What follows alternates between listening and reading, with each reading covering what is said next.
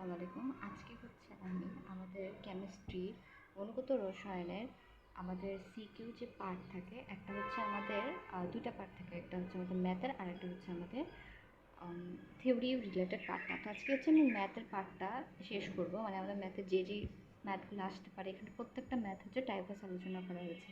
তো প্রথম প্রশ্ন যেটা আমাদের আসে সবসময় হচ্ছে এটা গ নাম্বারের ক্ষেত্রে আসে, এটা হচ্ছে টাইপ 1, যে 25 ডিগ্রি সেলসিয়াস তাপমাত্রায় যে কোনো একটা কেস পিআই দেওয়া থাকে আমাদের, এবং সেটার থেকে হচ্ছে আমাদের দ্রাব্যতা নির্ণয় করতে পারে। এই প্রশ্নটা আমাদের সবসময় বোর্ডে এসে থাকে সবচেয়ে বেশি। তো এই সকল ক্ষেত্রে হচ্ছে আমরা প্রথমে কি করব, যৌগটাকে নেব, সেটাকে হচ্ছে আমরা ভাঙবো। ভাঙার পর সেটাকে হচ্ছে আমরা দ্রাব্যতা এস ধরে নেব। তো যৌগটাকে ভাঙার পর আমাদের দ্রাব্যতা হচ্ছে এস, আর যেহেতু এখানে বি টু আছে, এটাকে ভাঙার পর 2s হবে।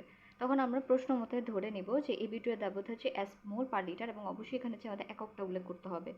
তো আমাদের এখানে কেএসপিআই দেওয়া আছে, আমরা কেএসপিআই লিখে আমাদের, যেহেতু এখানে বি এর মতো আমরা বসাবো, আর যেহেতু বি এর সাথে আমাদের 2 আছে, তো বি হচ্ছে আমাদের স্কোয়ার করে দিব। আমাদের কেএসপিআই এর মান দেওয়া আছে, এখান থেকে হচ্ছে আমরা এর জায়গায় হচ্ছে আমরা এস বসিয়ে তারপর এখান থেকে হচ্ছে আমরা এস এর মানটা বের করে ফেলবো, বা দ্রাব্যতাটা বের করে ফেলবো, এবং অবশ্যই এখানে হচ্ছে আমাদের এককটা লিখে পাশে অ্যান্সারটা লিখে দিতে হবে। এভাবে লেখার পর হচ্ছে আমরা এখানে 3 মার্ক পেয়ে যাব, এবং এই সকল দ্রাব্যতার রিলেটেড ম্যাথ আমরা সবসময় এভাবেই করব। নেক্সট যে কোশ্চেনটা আসে আমাদের, সেটা হচ্ছে আমাদের একটা কেস পিআই দেওয়া থাকে। আমাদের নেক্সট যে প্রশ্নটা আছে সেটা হচ্ছে দুটো দ্রাব্যতা দেওয়া থাকে, দুটো যৌগ দ্রাব্যতা দেওয়া থাকে, এর থেকে হচ্ছে আমাদের কোন যৌগে যে অর্ধেকে পড়বে কিনা সেটা বের করতে হয়। তো এখানে আমার দুটো দ্রাব্যতা দেওয়া আছে এবং একটা যৌগে হচ্ছে কেএসপিআই দেওয়া আছে। যখন আমাদের দ্রাব্যতা নির্ণয় করতে বলবে, তখন আমরা কি করব, তখন হচ্ছে যে যৌগের কথা বলা হচ্ছে, যে হচ্ছে আমাদের AB2 এর কথা বলা হয়েছে, যে এটা হচ্ছে আমাদের হবে কিনা, অর্ধেকে পড়বে কিনা, তখন হচ্ছে প্রথমে দুইটা যে দ্রবণ দেওয়া আছে AM এবং XB, এই দুইটাকে হচ্ছে আমরা একত্র করব। একত্র করার পর এখানে হচ্ছে আমরা সমতা করব। সমতা করার পর মিশ্রিত দ্রবণ থেকে হচ্ছে আমরা যেহেতু আমাদের A এবং B এর কথা বলা হয়েছে, আমরা প্রথমে A এর আমরা ঘনমাত্রা নির্ণয় করব, এরপরে হচ্ছে আমরা B এর ঘনমাত্রা নির্ণয় করব।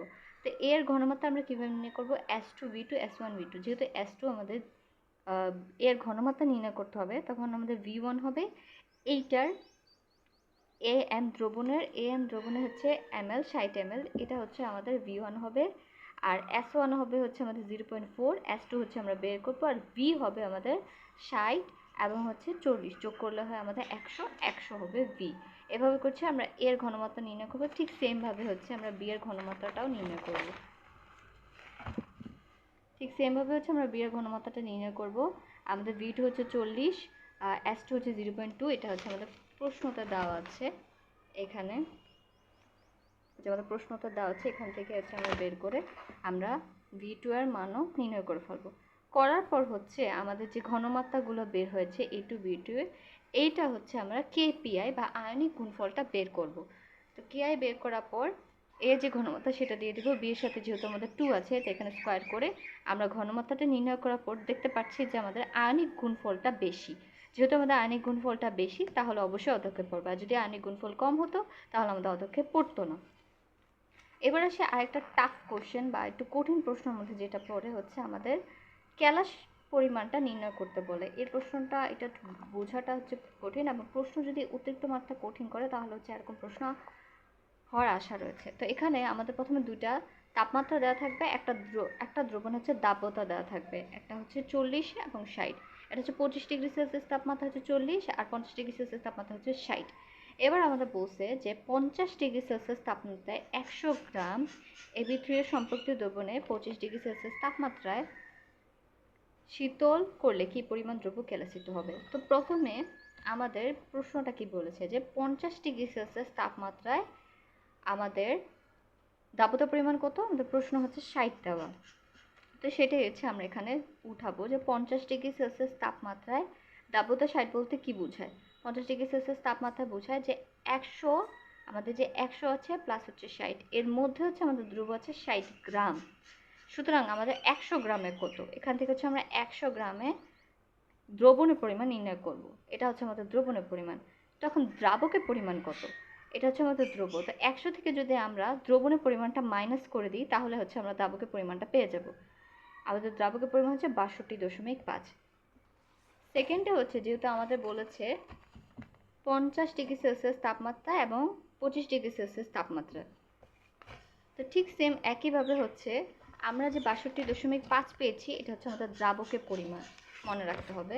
এখন 25°C তাপমাত্রায় এই ভিতরে দ্রাবকতা বলতে বোঝায় 40 বলতে বোঝায় হচ্ছে 100 গ্রামের দ্রাবক হচ্ছে 40°। সুতরাং আমাদের যে দ্রাবকের পরিমাণটা হচ্ছে 62.5, এটাতে হচ্ছে আমাদের দ্রব্য আছে 25°C, এটা ক্যালকুলেশন করে বের করা হয়েছে। এখন আমাদের ক্যালসিয়ামের পরিমাণ কত? আমরা 100 গ্রামে হচ্ছে দ্রবণ পেয়েছি 37.5। এই 37.5-এর থেকে ওটা হচ্ছে আমাদের দ্রাবকের পরিমাণ 100 গ্রামের মধ্যে, সেটা থেকে হচ্ছে আমরা 100 গ্রামে যে দ্রাবক রয়েছে, মানে 62.5 আমরা যেটা মান বের করছি সেটাকে মাইনাস করলে হচ্ছে আমরা ক্যালসিয়াম দ্রব্যের পরিমাণ বের করে ফেলবো। এই ক্যালসিয়াম দ্রব্যের পরিমাণে ম্যাথে হচ্ছে আমরা সেম নিয়মটাই অ্যাপ্লাই করব, তাহলে হয়ে যাবে।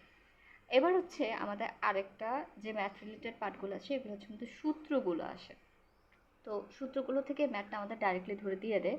যেরকম আমাদের হচ্ছে তরঙ্গ দৈর্ঘ্য নির্ণয় করতে পারে ল্যামডার মান, বা আমাদের বলতে পারে যে অত শেলের হচ্ছে কত, বা অত শেলের মধ্যে হচ্ছে আমাদের কি নির্ণয় করতে হবে, এরকম টাইপ কিছু।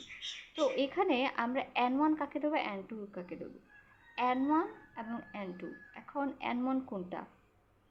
যেটাতে হচ্ছে আমাদের ইলেকট্রনটা যাবে, যেরকম হচ্ছে আমাদের চতুর্থ শেল থেকে দ্বিতীয় শেল হচ্ছে আমাদের ইলেকট্রন গিয়েছে, তাহলে দ্বিতীয় শেলটা হচ্ছে হবে আমাদের N1, আর N2 হবে আমাদের হচ্ছে চতুর্থ শেল। এটা অবশ্যই আমাদের মনে রাখতে হবে, এভাবে করে মনে রাখতে হবে। আর আর এইচের মানটা আমাদের মুখস্থ করতে হবে 10, 96, 78 সেন্টিমিটার পার সেন্টিমিটার।